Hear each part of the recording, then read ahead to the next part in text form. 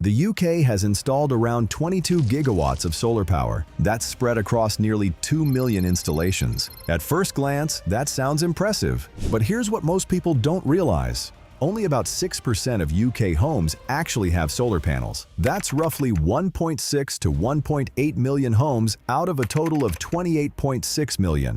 So despite all the attention on renewable energy, the vast majority of rooftops in the UK are still doing nothing. No energy generation, no savings, no contribution to the grid. And this is where things start to get interesting. Because if a small percentage of homes has already created this much capacity, what happens if we scale it properly? Let's take a typical UK home. The average solar system today is around 4.2 to 4.6 kilowatts. That usually means between 10 and 14 panels on a standard roof. Over the course of a year, that system will generate between 3,800 and 4,400 kilowatt hours of electricity. Now compare that to what a household actually uses. The average UK home consumes around 2,900 to 3,500 kilowatt hours per year. So in simple terms, a standard rooftop system can generate almost everything a home needs, sometimes even more. Now imagine scaling that across the country. If just 25% of UK homes installed solar panels, the country would have around 30 gigawatts of capacity and generate roughly 28 terawatt hours of electricity every year. At 50% adoption, that number jumps to over 60 gigawatts. And if all suitable homes installed solar, which is about 65% of the housing stock, the UK could generate more than 74 terawatt hours annually.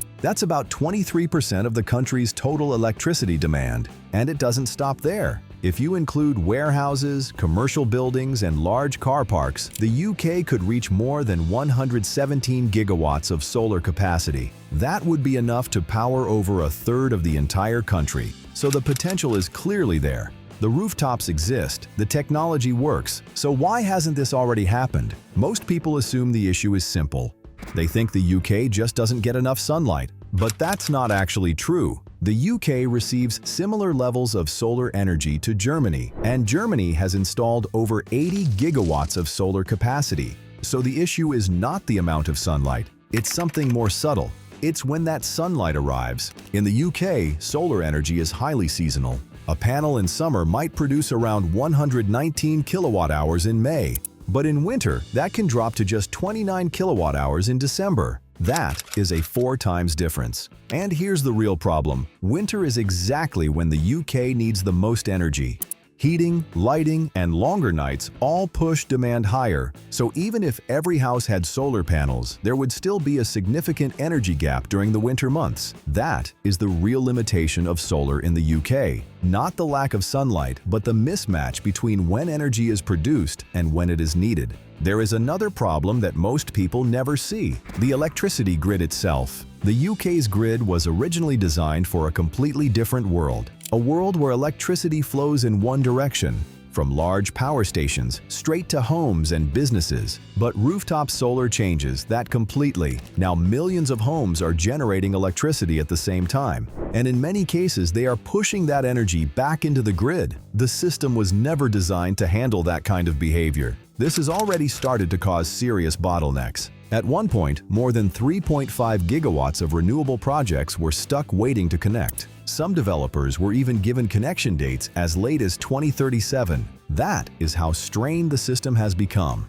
To fix this, the UK had to overhaul the connection process, removing stalled and inactive projects from what became known as the zombie queue.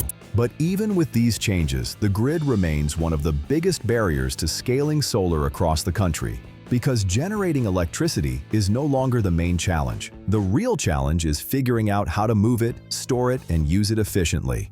So far, we've talked about how much energy solar can produce. But production is only half the story. The real issue is what happens to that energy after it's generated. Most solar power is produced during the middle of the day, but most households use electricity in the morning and evening. That mismatch creates a problem. Without any form of storage, a typical household only uses about 30 to 50% of the solar energy it generates. The rest is exported back to the grid, often at a lower price. That means a large portion of the value is lost. This is where battery storage changes everything. With a battery, a home can store excess energy during the day and use it later when demand is higher.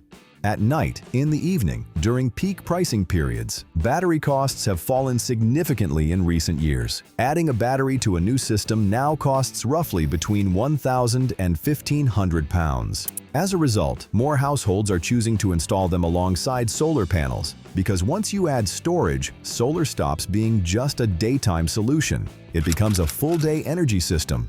Now combine solar panels with electric vehicles, and the economics become even more compelling. The UK already has around 1.8 million electric vehicles on the road, and that number is growing rapidly. Charging an electric vehicle from the grid can still be expensive, but charging it using your own solar power changes the equation completely. It effectively turns your home into a private fuel station, one that does not rely on petrol prices or global energy markets. In many cases, households can save over £1,000 per year just by charging their vehicle with solar energy.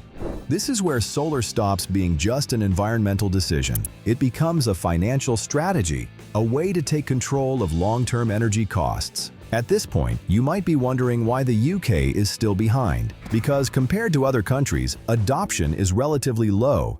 In the Netherlands, over 30% of homes have solar panels. In Australia, it is also above 30%. In the UK, it is still around 6%. So what explains the difference? It comes down to policy and incentives. The Netherlands introduced a system that allowed households to effectively use the grid as a free battery. Australia combined high electricity prices with strong financial incentives. Germany provided long-term certainty through fixed tariffs, encouraging large-scale adoption. The UK has taken a different approach. Support exists, but it has been less aggressive and less consistent. As a result, adoption has been slower, but that is starting to change. So let's step back and look at the bigger picture. Rooftop solar in the UK is not overhyped, but it is often misunderstood. It has been underutilized for years, yet at the same time, it cannot solve everything on its own. Even if every suitable roof had solar panels, the UK could not rely on solar alone. The winter gap makes that impossible. There would still be periods where demand is high and solar output is low. But this does not mean solar is ineffective. It simply means it works best as part of a wider system. When combined with other energy sources, especially offshore wind, the picture changes completely. In the UK, days with both low wind and low solar output are relatively rare. Together, these technologies complement each other, creating a more stable and reliable energy system. So the real value of solar is not in replacing everything else, it is in strengthening the system as a whole. The transition is already underway.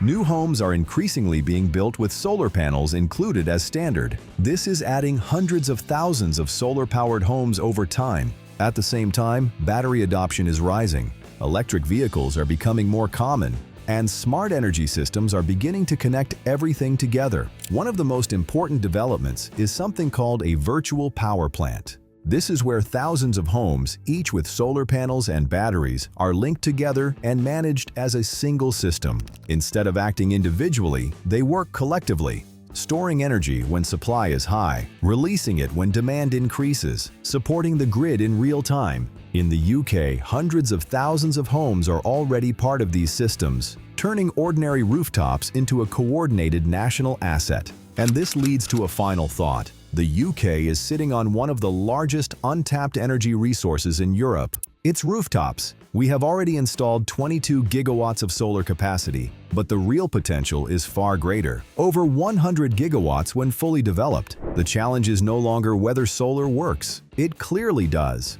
The real challenge is scaling it properly, fixing the grid, expanding storage, and building a system that can handle both summer abundance and winter scarcity. Because the future of energy in the UK is not just about large power stations, it is about millions of small ones, sitting quietly on rooftops across the country, generating power every single day.